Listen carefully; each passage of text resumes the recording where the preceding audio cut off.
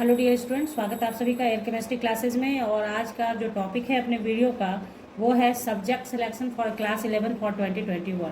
यानी 2021 में जो बच्चे 11th में आने वाले हैं वो किस तरीके से अपने सब्जेक्ट का सिलेक्शन करेंगे, कौन सा सब्जेक्ट पढ़ना है उन्हें, वो कैसे डिसाइड करेंगे। अगर आपको भी इससे रिलेटेड कोई परेशानी है कि आप किस तरीके से सब्जेक्ट को सेलेक्ट कर सकते हैं कि आप क्या पढ़ेंगे, या फिर ये आपके दिमाग में चल रहा है कि पढ़ाई स्टार्ट की जाए या नहीं की जाए, इसलिए क्योंकि क्लास 10th का जो रिजल्ट आने वाला है वो 20 जून तक पहले डेट किया गया था कि हो सकता है 20 जून तक आ जाए, लेकिन फिर आ रहा है निकल कर न्यूज़ की उस डेट को एक्सटेंड किया जा सकता है क्योंकि इवेलुएशन का जो प्रोसेस होता है उसमें टाइम लग जाता है ज़्यादा। ठीक है, तो क्या है, हो सकता है आपका जुलाई में रिजल्ट हो, तो क्या जुलाई तक आप ऐसे ही बैठे रहेंगे, कुछ डिसाइड नहीं करेंगे, कुछ करेंगे नहीं? तो ऐसा नहीं, मतलब ये सारी बातें अगर आपके दिमाग में हैं तो उन सारे प्रॉब्लम को यहाँ पे आपको सॉल्व कर दूंगी मैं इस वीडियो में।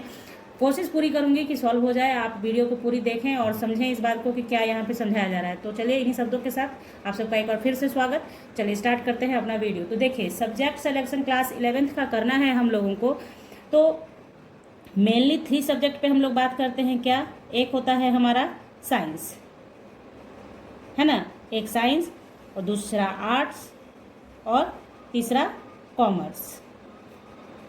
तो अब क्या है, ये सब्जेक्ट आप सेलेक्ट कर सकते हैं, इन 3 सब्जेक्ट को लेकर आप पढ़ सकते हैं, मेन सब्जेक्ट के रूप में ये आता है। ठीक है, तो अब है कि इस साल आपका 2021 में जो रिजल्ट होने वाला है वो रिजल्ट तो होगा इंटरनल असेसमेंट के अकॉर्डिंग। इंटरनल असेसमेंट अगर आपने दिया है तो उसके आधार पे आपका रिजल्ट होगा। अगर वो भी आप देने में मिस कर गए हैं, नहीं दे पाए हैं आप, तो फिर आपके क्लास 9th के अकॉर्डिंग आपका रिजल्ट होगा।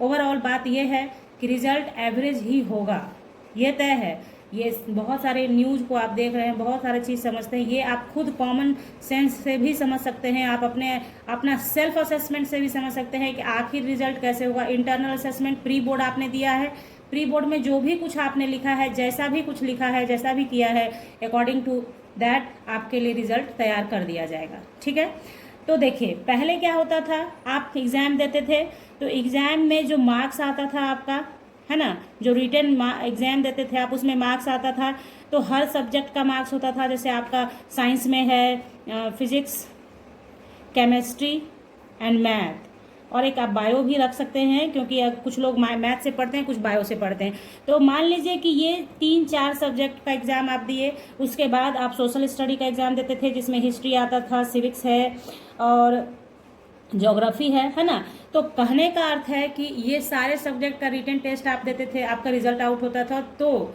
आपका मार्क्स जिस सब्जेक्ट में ज़्यादा होता था, यानी साइंस वाले पोर्शन में ज़्यादा होता था, तो आप साइंस, मतलब पेरेंट्स भी कहते थे या आप भी कि अच्छा साइंस पढ़ लेना है। ठीक है, या फिर आर्ट्स पोर्शन में अगर मार्क्स अच्छा है तो आप आर्ट्स की ओर चले जाते थे, आप आर्ट मतलब सोशल स्टडीज़ वाला पढ़ाई करना स्टार्ट कर देते थे। ओके, और कॉमर्स के लिए यही है कि जिन बच्चों का मैथ स्ट्रांग है, यानी जिनको मैथ में इंटरेस्ट है, स्ट्रांग मीन्स व्हाट, इंटरेस्ट होना चाहिए, आपको किस सब्जेक्ट में इंटरेस्ट है।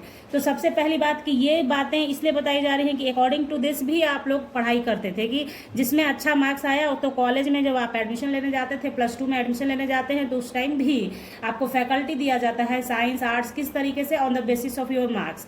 जो आपका रिजल्ट होता है उस परसेंटेज मार्क्स कितना आपने लाया, साइंस में अच्छा है तो साइंस मिलेगा आपको, अदरवाइज नहीं मिलता था। ऐसा नहीं है कि कहीं भी आप क्या किसी भी सब्जेक्ट में एडमिशन ले लेंगे, ऐसा नहीं है। आप जब एडमिशन के लिए जाते हैं तो आपके समझ में आता है। ठीक है, तो चूंकि इस बार है क्या भैया, इस बार तो एग्ज़ाम दिया है नहीं आपने रिटर्न, इंटरनल असेसमेंट जो भी दिया है उसी पे मार्क्स मिलेगा। तो इस केस में क्या होगा, परसेंटेज मार्क्स बहुत हाई नहीं जाएगा, एवरेज ही रहेगा, ये एक तय बात है। ठीक है, तो इस केस में आप कैसे सब्जेक्ट सेलेक्ट करें भैया, कैसे क्या पढ़ें, क्या बैठे रहें जुलाई तक जब तक रिजल्ट नहीं आता है कि हाँ रिजल्ट देख लेंगे कि क्या मार्क्स आया, देन आफ्टर हम लोग सोचेंगे कि क्या पढ़ना है। तो ये ऐसा कतई नहीं करें बच्चों। एक तो देखिए समय भारी है अभी हम लोगों पर, कि समय इतना विपरीत टाइप का हो रखा है बच्चों के लिए, खास करके जो बच्चे हैं जो पढ़ाई करना चाहते हैं, जो पढ़ाई करने बाहर जाते थे, उनको सबको घर में बांध के रखा हुआ है। सेफ रहना बहुत ज़रूरी है, ये तय है, लेकिन साथ ही साथ पढ़ाई भी करना होगा आपको। तो पढ़ाई करना है भैया, तो 11th में आप, ये तय है कि आप 11th में जा रहे हैं, ये तो आप समझ गए कि आपका प्रमोशन क्लास 10 से क्लास 11th की ओर हो चुका है।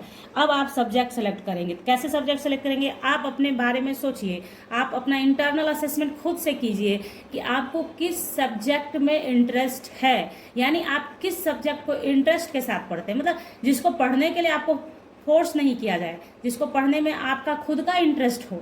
ठीक है, जैसे आपको मैथ है तो मैथ अगर पढ़ने में बहुत ज़्यादा इंटरेस्ट है तो आप मैथ से भी पढ़ाई कर सकते हैं। आप कॉमर्स भी ले सकते हैं अगर मैथ में बहुत ज़्यादा कैलकुलेशन में आप बहुत स्ट्रांग हैं, कैलकुलेट कर सकते हैं बहुत इजीली, तो फिर आपके लिए कॉमर्स भी अच्छा रहेगा। ठीक है, लेकिन अगर साइंस पोर्शन आपको मतलब साइंस खींचता है अपनी तरफ तो साइंस ले लीजिए। अगर आपको ये लगता है कि अरे यार मैट्रिक तक तो ठीक था मैथ पढ़ना, फिजिक्स केमिस्ट्री ये सब, अब मन नहीं लगता है मेरा, तो कभी भी किसी के दबाव में आके साइंस पढ़ने की आपको ज़रूरत नहीं है। मेरे हिसाब से बच्चों, मुझे आपको समझाना ये है कि आपको जिस सब्जेक्ट में मन लगे, ऐसा नहीं कि मम्मी पापा भैया दीदी इन लोगों के प्रभाव से प्रभावित होकर कि मेरे भैया ने साइंस पढ़ा है, मेरी दीदी ने साइंस पढ़ा है, या मेरे पापा ये बोल रहे हैं, उसके अकॉर्डिंग आप नहीं चलेंगे।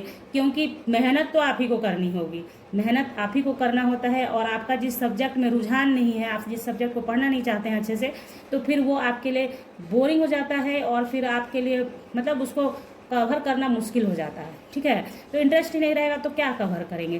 तो इंटरेस्टेड सब्जेक्ट पढ़िए जिसमें आपका इंटरेस्ट है। ठीक है, तो ये सब कुछ बातें होती हैं जिसमें सब्जेक्ट सेलेक्ट करते हैं आप। तो जैसे अभी आपको क्या करना है, अभी का टाइम आपके लिए क्या है कि क्लास 11th का आपको क्या करना चाहिए। आप साइंस पढ़ना चाहते हैं, स्टार्ट कीजिए, एनसीईआरटी बुक लीजिए।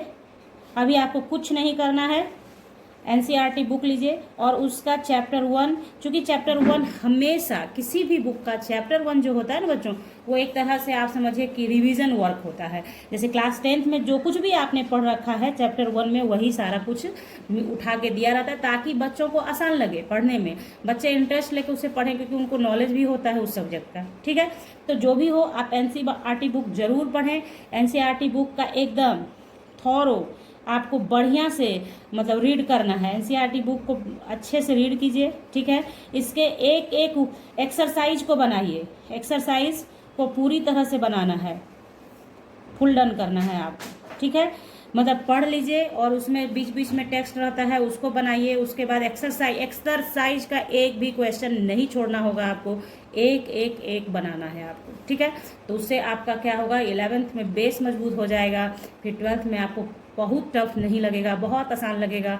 और आई होप कि ऐसा हो कि अगले क्लास में कम से कम ये पेंडेमिक का असर इतना कम हो जाए कि आप रिटन टेस्ट दे पाएँ अच्छे से, जैसे कॉलेज स्कूल जाते थे बच्चे वैसे जाएं और जाके एग्ज़ाम दें, ताकि आपके लिए भी अभी कठिन समय है समझने के लिए कि क्या आप पढ़ना चाहिए। तो बैठिए नहीं बच्चों, तय कर लीजिए अपने मन में कि आपको क्या पढ़ना है।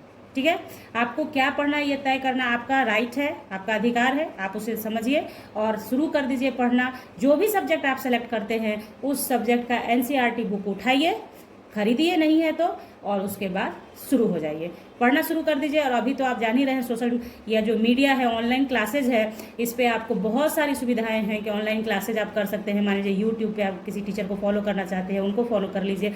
मेरा भी चैनल केमिस्ट्री का है, अगर आप केमिस्ट्री पढ़ना चाहते हैं 11th-12th का, तो पूरी तरह से आप पढ़ सकते हैं। बेसिक कॉन्सेप्ट के साथ मैं पढ़ाती हूँ आप लोगों को, तो इस तरीके से आप जुड़कर पढ़ सकते हैं, बैठे रहने का कोई ज़रूरत आपको है नहीं। उसी तरह से हिस्ट्री सिविक ज्योग्राफी का भी चैनल है, अगर किसी बच्चे को उसमें इंटरेस्ट है तो उसमें चले जाइए, किसी बच्चे को कॉमर्स में इंटरेस्ट है तो हर एक चीज़ का उपलब्ध है।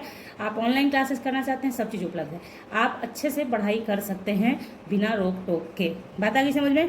तो मैंने पूरी कोशिश की है कि आप सब्जेक्ट सेलेक्ट कैसे करेंगे ये कैसे समझना है आपको। तो अगर आपके समझ में आ गया हो बच्चों, आपके समझ में आ रहा है कि मुझे क्या करना है, तो क्या करना है आपको, वीडियो को लाइक कर देना है, अपने दोस्तों को भी शेयर कर देना है। और अभी तक अगर आपने चैनल सब्सक्राइब नहीं किया है तो चैनल को सब्सक्राइब कर लीजिए, बेल आइकन को दबा दीजिए बच्चों, ताकि वीडियो जब भी डालूंगी मैं तो नोटिफिकेशन आप तक पहुंचेगा। ठीक है, तो चलिए आप बताएंगे कमेंट सेक्शन में, अगर आप वीडियो देखते हैं बच्चे तो आप वीडियो कमेंट सेक्शन में बताइए कि आप क्या पढ़ना चाहते हैं, इन 3 सब्जेक्ट में से क्या पढ़ना चाहते हैं। चलिए मिलते हैं नेक्स्ट वीडियो में, तब तक के लिए